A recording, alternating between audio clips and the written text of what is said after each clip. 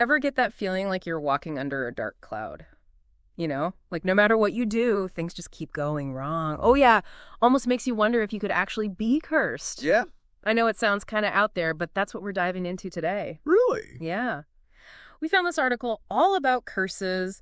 It goes through traditional beliefs and even some modern psychological takes on the whole thing. Interesting. Makes you wonder if there's more to this idea of curses than just superstition, right? Yeah, for sure.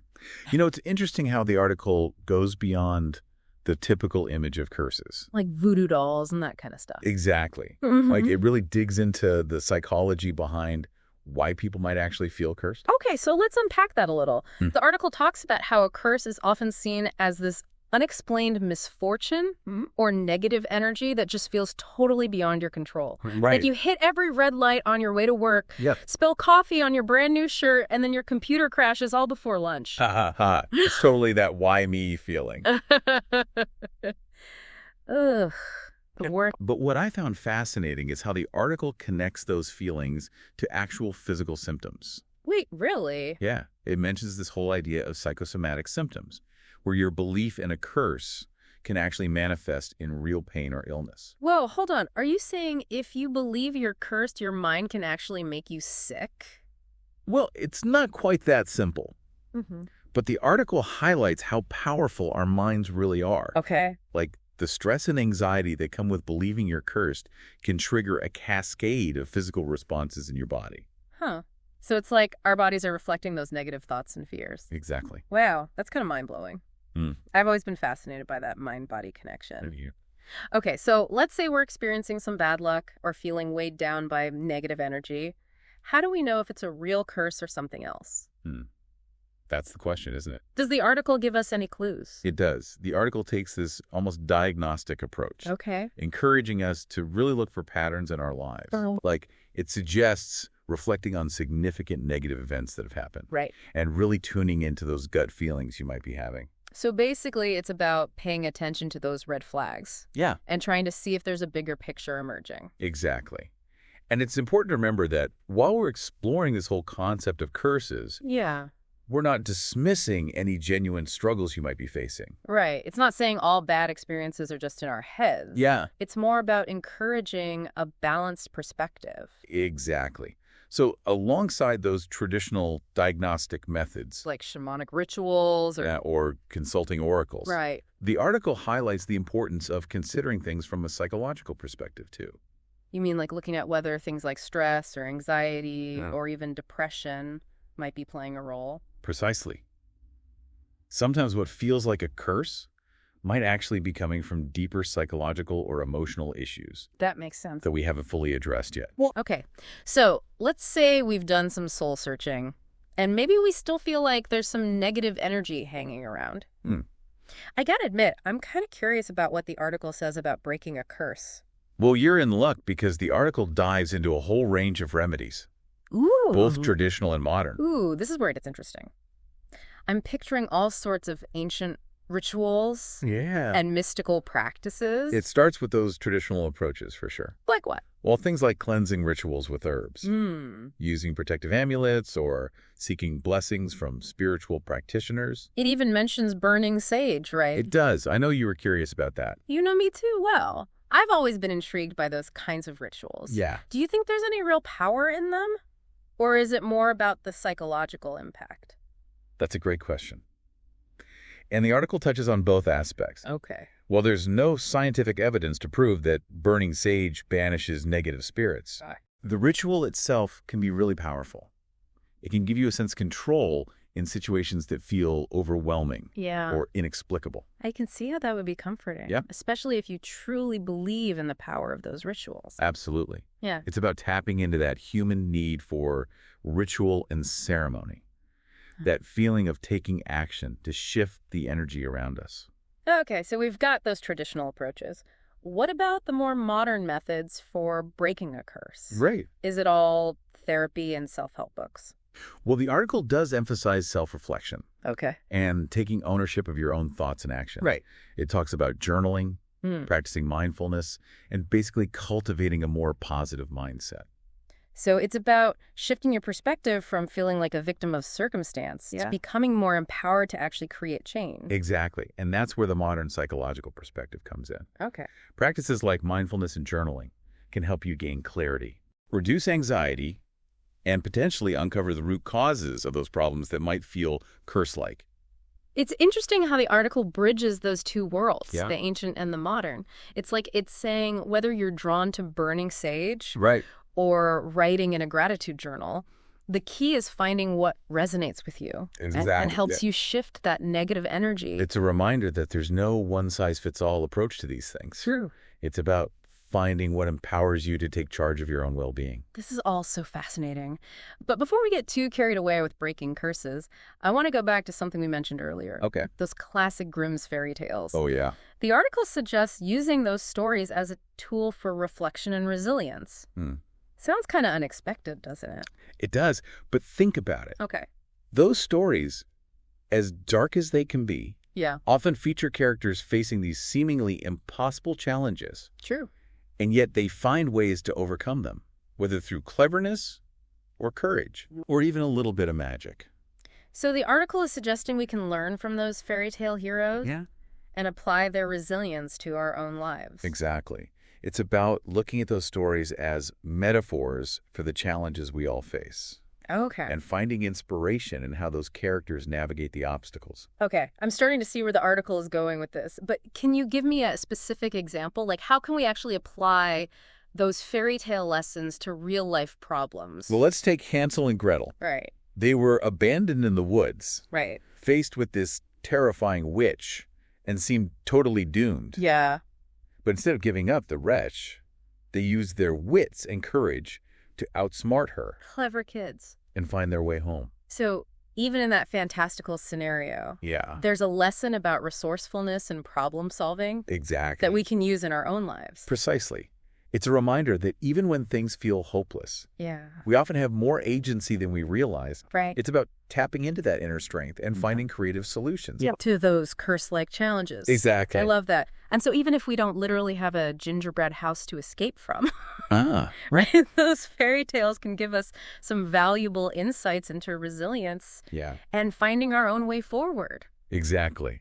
And sometimes that path involves challenging those beliefs that might be holding us back. Okay, so we've talked about what curses are, how to maybe diagnose them, and even some ways to break them, both traditional and modern. But before we wrap up this part of our deep dive, I want to touch on what I think is a key takeaway from the article. It's this idea that whether or not curses are real in a literal sense, the belief in them can have a powerful impact on our lives. That's such an important point. Yeah. It's about recognizing the power of belief. Right. For better or for worse. Exactly. So it's not about blindly accepting or rejecting the idea of curses. Right. It's more about approaching the topic with respect and critical thinking. I couldn't agree more. Yeah. We need to be open to different perspectives, but also be critical of our own assumptions and biases. And sometimes those biases can be so ingrained we don't even realize they're there. It's true. It's like wearing glasses with colored lenses. Oh, yeah. You might not even realize you're seeing the world with a certain hue until you take them off. Perfect analogy. So to our listener out there, I want to pose a question. Okay. Are there any beliefs you hold about yourself or the world that might be hindering you rather than helping you? It's a question worth pondering. Definitely. And with that thought-provoking note, we're going to take a little breather, but don't go anywhere. In part 2, we'll go even deeper into the psychology of curses. Oh, cool. And explore how our own thoughts and emotions can sometimes create self-fulfilling prophecies. Sounds fascinating. We'll also talk about the importance of self-awareness. Okay. And how it can empower you to break free from those negative patterns and create a more positive and fulfilling life. We'll see you soon.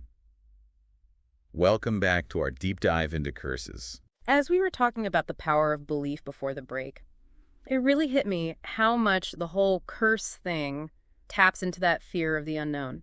Yeah, totally. Yeah. When things just aren't going our way, we try to find an explanation, a cause, something to make sense of it all. And for a long time, curses have done that. It's like an ancient way of explaining the unexplainable, I guess. Exactly. But the article wants us to think about the psychological side of it, too, like we were saying earlier. Right. Sometimes the curse isn't an outside force, but more like a reflection of what's going on inside us. Yeah. I'm really interested in that idea. Can you explain that a little more? What does it mean for a curse to be internal? Okay, well, imagine this. You're always expecting bad things to happen. Yeah, okay. You're focused on all the negative stuff. You're probably going to see more negative things, even make them bigger in your mind. So you're basically making it come true, like a self-fulfilling prophecy. Exactly. It's not that challenges aren't real, but our mindset shapes how we see them. If we're always looking for the bad, we'll find it, even if it's not really there. But that also means we can change things, right? If we're creating those negative cycles, we can break them too. Absolutely. And that's why self-awareness is so important. The article talks about that a lot. Okay. I get that self-awareness is key, but how do we actually do it? Especially when it comes to those curse-like patterns. Where do we even start? The article gives some simple ideas. Journaling is one. Oh, yeah. Just writing stuff down. Yeah. Even just a few minutes a day helps you see those patterns and triggers that make things feel cursed. It's like you're talking to yourself on paper. Exactly. You start to see those hidden beliefs, the assumptions that might be messing things up. And once you see them, what then? Then you could ask yourself, is this true? Is this helping me? Or is it holding me back? You put those negative thoughts on trial. Uh-huh. Exactly. And sometimes just writing them down helps you see them more clearly. So journaling helps us uncover those beliefs. Anything else? Mindfulness is another big one. It's about being present, not reacting to those negative thoughts so much. Mindfulness. Everyone's talking about that. What does it actually mean to be mindful? Like, how does it help with this curse thing? It's about being aware of what's happening right now. Noticing your thoughts and feelings without getting lost in them. Like you're watching them go by instead of getting swept away. So instead of freaking out when something bad happens, mindfulness helps you step back. Exactly. You create space between you and the thoughts. Yeah. And the more you practice, the better you get at catching those patterns before they get out of control. That makes sense. But what if it's too hard to do alone? What if those negative thoughts are just too strong? That's a good point. And the article says it's okay to ask for help, a therapist counselor, even a friend or family member you trust. Sometimes talking it out helps. Someone else can see things you can't. Exactly. And a therapist can be really helpful.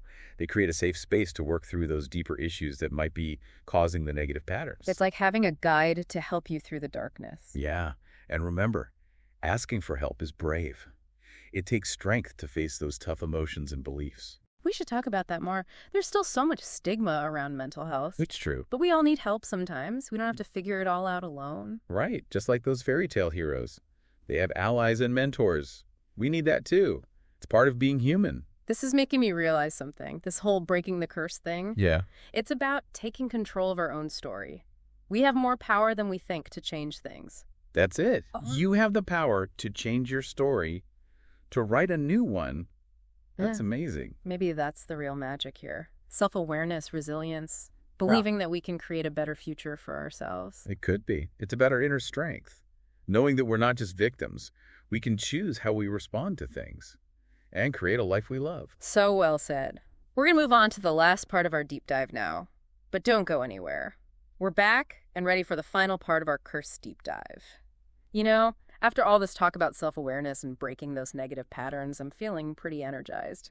It's kind of cool how exploring these almost mystical ideas can give us such practical advice, right? Totally. It's like we found this secret toolkit for when we're feeling cursed. But before we wrap up, I want to make sure our listeners can actually use this stuff. So let's recap. What are the main things they should take away from all this? Okay, big one. Remember how belief can work for or against you. If you're feeling stuck, like there's a curse on you, think about your beliefs. Are they helping you or holding you back? It's like we were saying, if you're always waiting for something bad to happen, you're going to see it everywhere. Exactly. Yeah. And that's where those self-awareness tools come in. Journaling, mindfulness, even the rituals if they work for you.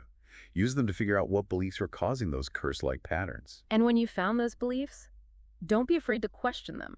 Put those negative thoughts on trial, like we talked about. Ask yourself, is this even true? Is this helping me?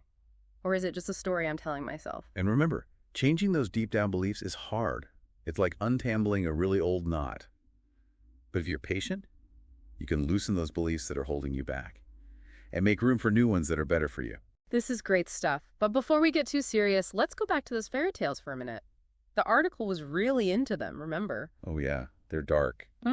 But but they show us how to be strong and solve problems, like Hansel and Gretel tricking the witch, or Cinderella finding happiness no matter what. It's like they're telling us that even when things seem impossible, we can still choose our own way and have a happy ending. And sometimes you gotta embrace your inner trickster. Be your own hero. Find creative ways to get past those challenges, the curse-like ones. All this fairy tale talk has got me thinking about that question we mentioned earlier. The one about writing your own fairy tale. Yeah? What would your curse be, and how would you break it? It really makes you think.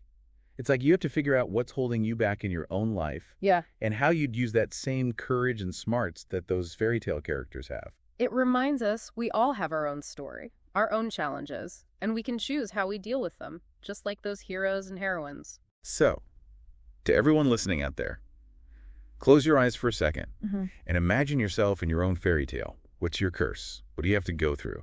And most importantly, how do you overcome it and get your happy ending? Remember, you have the power to break any curse, to change your story. That's it for our deep dive into curses this time. We hope you've enjoyed it, and that you feel like you can create your own magic, both the real kind and the metaphorical kind. See you next time. Keep exploring, keep asking questions, and keep believing in the power of your own story.